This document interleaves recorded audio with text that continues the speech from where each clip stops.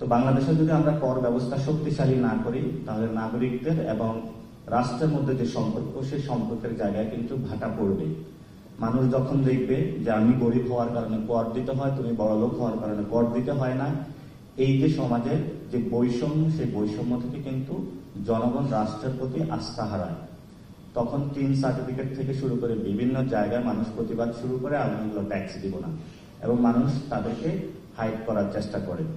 সুনাগরিক হয়ে ওঠার জন্য কিন্তু রাষ্ট্রের একটি বড় দায়িত্ব রয়েছে। সেই দায়িত্বের জায়গা থেকে যদি রাষ্ট্র এটা দায়িত্ব পালন করতে না পারে, তখন কিন্তু রাষ্ট্র ব্যবস্থা যেটা, সেটা হলো ধ্বংসের মুখে পতিত হয়। থেকে যারা ধর্ষণ করে, যারা ধর্ষকদের পাহারাদার, যারা ধর্ষণ বিরোধী আইন করতে প্রস্তুত নয়, আমাদের ফাইটটা জারি রাখবো, আমরা আমাদের সন্তানদেরকে রক্ষা করব। দ্বিতীয়ত যে বিষয়টা, কর্মসংস্থান। কর্মসংস্থানের বিষয় হলো, আজকে ইন্ডিয়াতে একটি খুবই চমকপ্রদ একটি ঘটনা ঘটছে। ইন্ডিয়ার যিনি চিফ জাস্টিস আছেন, উনি হলো তরুণদেরকে একটি কথা বলেছিলেন, সেটা হলো ককরোচ, তেলাপোকা, এবং তরুণদেরকে বলেছিলেন এগুলা বেকার, লেজি। এটা শোনার পরে একটা ক্ষুদ্র তরুণ একটা পার্টি খুলছে, ককরোচ জনতা পার্টি। এই ককরোচ জনতা পার্টির হলো ইনস্টাগ্রামে যে মিলিয়ন ভিউজ, সেটা হলো বিজেপি থেকেও অনেক গুণ ছাড়িয়ে গিয়েছে। এবং আমি একটা জায়গায় দেখলাম ককরোচ বসে বসে সেই পদ্মকে বসে বসে খাচ্ছে। তো আমরা বাংলাদেশের পক্ষ থেকে যারা এই অনলাইনে জেনজিদের যে মুভমেন্ট শুরু হয়েছে ইন্ডিয়াতে কারাপশনের বিরুদ্ধে, তাদের সাথে সংহতি জ্ঞাপন করছি।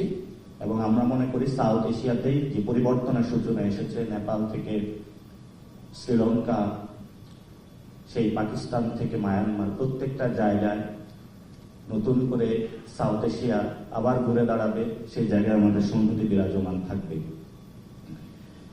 আজকে যে টপিকগুলো আমরা নির্ধারণ করেছি, আমি খুব ছোট্ট করে শেষ করব। প্রথমত, কর ব্যবস্থা হলো সংস্কার। কর ব্যবস্থা সংস্কার করা কেন জরুরি, একটু আগেই এই বিষয়গুলো নিয়ে খান জহিরুল ইসলাম ভাই বলেছিলেন। কোন দেশের কতটা রেশিও, বাংলাদেশে হলো 8.6 পয়েন্ট মাত্র আমরা কর নিতে পারি জনগণ থেকে।